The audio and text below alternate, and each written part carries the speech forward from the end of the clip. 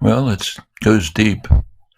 A large part of the conflict goes back to the decision of the United States, first by George W. Bush, 2008, then reaffirmed by Obama, to invite Ukraine to enter NATO. Now, no Russian leader is likely to accept that. Ukraine is far too great geostrategic significance and also historical significance and cultural significance to Russia for Russian leaders, Putin or anyone else, to accept incorporation of Ukraine within a hostile military alliance. Long background to this. Now, this effort by the United States was vetoed by France and Germany, but that didn't mean anything. The United States proceeds with it. Now, there is an agreement, the Minsk II agreement. It's France, Germany, Russia, and Ukraine. If the terms of that agreement were implemented, the crisis would be dampened. It probably would not be taking place. Now, neither Ukraine nor Donbass, the Russian region, have implemented the agreement. The United States has not pressed Ukraine to implement the agreement. So there's problems on all sides. But if Europe had a really independent role in world affairs, it could be acting in such a way as to bring this Minsk II agreement into operation that would probably resolve the crisis. There's very good scholarship on this.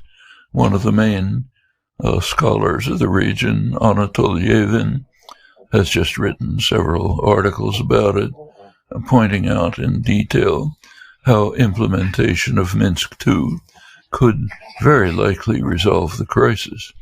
Of course, that would mean withdrawal of the U.S.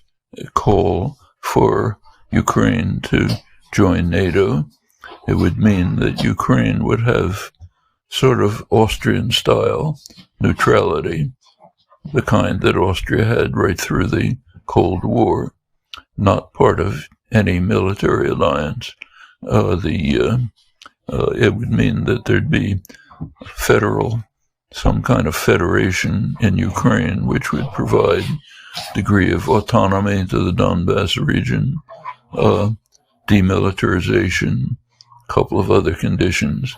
All of this is quite feasible, and it's very likely that it would simply end the crisis. It's not what's happening. The United States, under strong internal pressure from right-wing and also centrist opinion, is moving towards intensifying the crisis. So is Putin, by putting troops surrounding Ukraine, 100,000 of them. So it's as Yevin himself says, this is the most dangerous crisis in the world right now, and also the most easily settled. It's both. Now, this goes back much farther to the question of the means by which NATO was expanded. You go back to the collapse of the Soviet Union. There were several conceptions of how the Eurasia region should be organized. One of them, which was advanced by Mikhail Gorbachev and by Germany, Hans Dietrich Genscher, the German foreign minister, both of them proposed a kind of a Eurasian security system with no military blocks.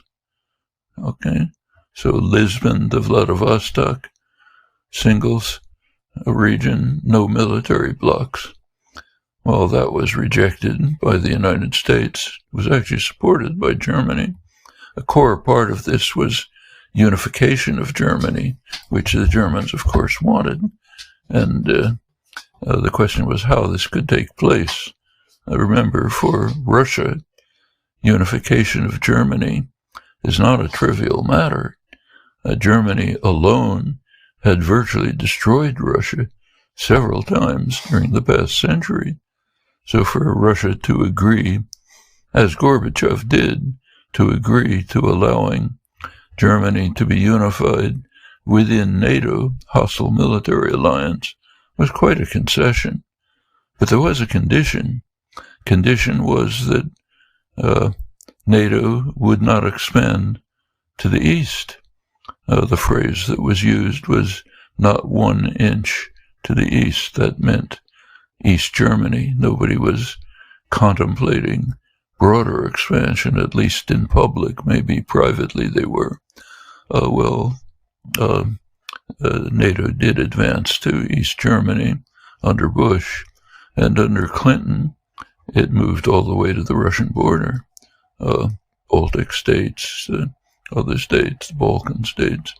These are pretty, it could have been done in a way which would have eliminated, certainly eased tensions.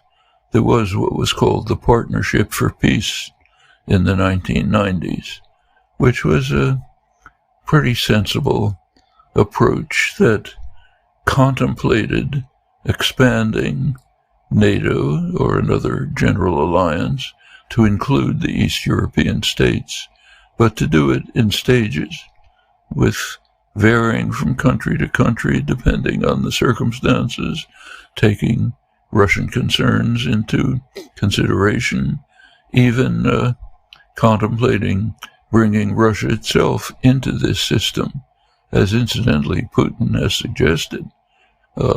These were all possibilities. They were abandoned in favor of what was called the Clinton Doctrine. Let's just expand militarily right to the border of Russia, militarizing, bringing them into NATO, weapon systems that are called defensive, but of course threaten Russia. All of this was done in a manner which was almost guaranteed to increase tensions. We're now facing it. Ukraine is a central part. And what's happening, as Levin correctly says, is extremely dangerous, but also has a solution, one in which Europe would play a central role.